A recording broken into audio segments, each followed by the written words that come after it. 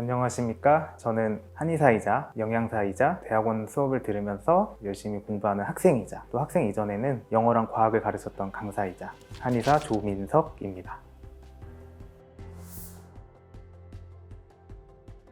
저는 전공이 3개인데요. 우선은 영어 교육을 전공해서 이제 영어 강사로도 활동을 했었고, 식품영양학을 전공해서 사실 식품영양학 같은 경우는 제가 공부해서 취사병으로 활동을 하면서 음식에 대한 관심과 이제 호기심이 굉장히 많았습니다. 거기서 영양사 업무를 실제로도 했었고 조리사 업무까지 제가 했었습니다. 그리고 나서 제가 사실 봉사활동을 굉장히 많이 했는데, 봉사활동을 한 이유는 어떤 에너지와 재능을 낭비하고 있는 것 같다 생각이 들어가지고 짬짬이 봉사활동을 굉장히 많이 했는데, 그때 했던 봉사활동 중에 하나가 이제 노인 무료급식 봉사활동도 있었고 장애인들을 돕는 것도 있고 하는데, 그 과정에서 이런 사람들을 도와줄 수 있으면 하는 생각으로 이제 의료직을 생각을 하게 됐고, 또 이제 제대 후에 다시 공부를 해서 한의대에 입학을 하게 되었습니다.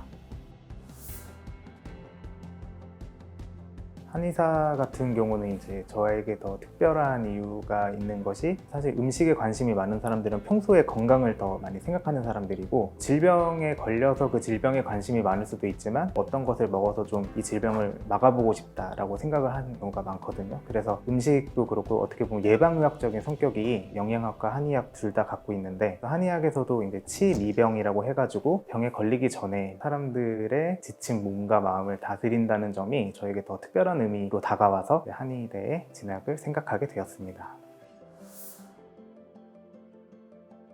보람을 느끼는 순간들이 굉장히 많기는 한데요. 10시에 환자 한 분이 어머니랑 같이 오셔가지고 저한테 와플을 구웠다고 하나 가지고 오시더라고요. 그분은 저와 거의 4년째 만나고 계신 분인데, 사실 다른 곳에서 일할 때부터 이제 저를 찾아오셔가지고 저를 좋아해주는 모습도 좋지만 의료인으로 인정을 해주고 뭔가 마음을 다 저에게 맡긴다는 생각을 할 때 의료인으로서 책임감도 느끼면서 뿌듯함과 보람이 느껴집니다.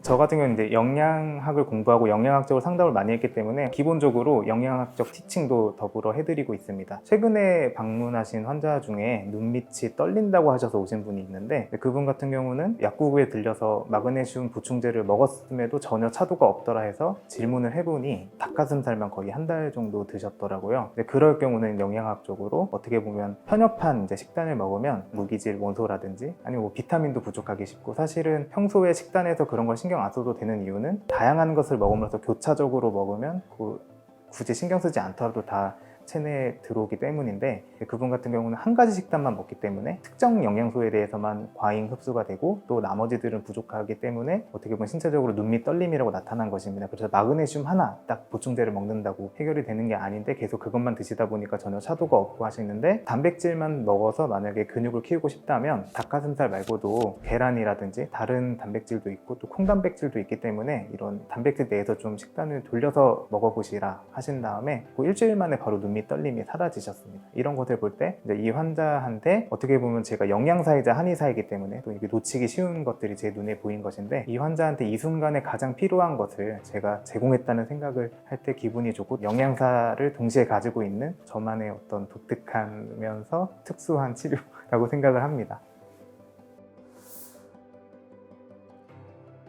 제 개인적인 생각도 있지만 미국에서 주로 발표를 하는데, 뭐 슈퍼푸드도 있지만 식단 중에 가장 베스트는 지중해 식단이라고 해서, 지중해를 떠올려 봤을 때 올리브 열매가 열리면서 이런 것들을 생각하게 되시잖아요. 그리고 그것뿐만이 아니라 대쉬 다이어트라고 해가지고 고혈압을 좀 낮추는 걸 목표로 해서, 쉽게 말하면 이제 저염식이라도 할 수 있는데 적색육이나 밀가루를 줄이면서 채소에는 이제 나트륨기가 잘 없기 때문에 오랫동안 그것만 드셔도 건강에 전혀 문제가 없으면서 입맛에도 전혀 무리가 없을 정도로 하는 식단도 있습니다.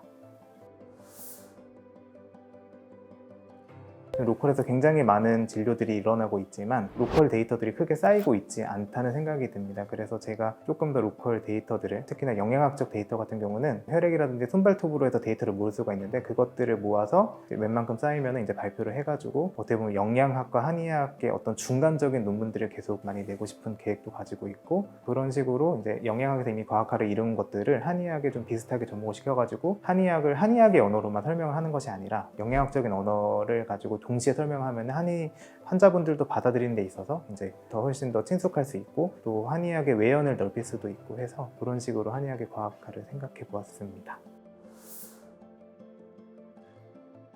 제가 영양학을 공부했다 보니까 한의학은 밥이다 라고 생각을 해보았습니다. 단순히 한국인들에게 뭐 음식의 의미도 있지만 밥을 먹고 이제 나가서 일을 하기도 하고 밥심이라는 표현도 있고 해서 소울푸드적인 느낌도 가지고 있다고 생각을 합니다. 밥을 잘 먹어야지 건강하기도 하고 제가 한의사로서 사회인으로서 생활을 할 수 있는 힘이 되면서 남들에게 힘을 주기도 하고 저에게 떼어놓을 수 없는 제 천직이자 앞으로 안고 살아가야 할 직업이기 때문에 한의학은 밥이다 라고 생각을 해보았습니다.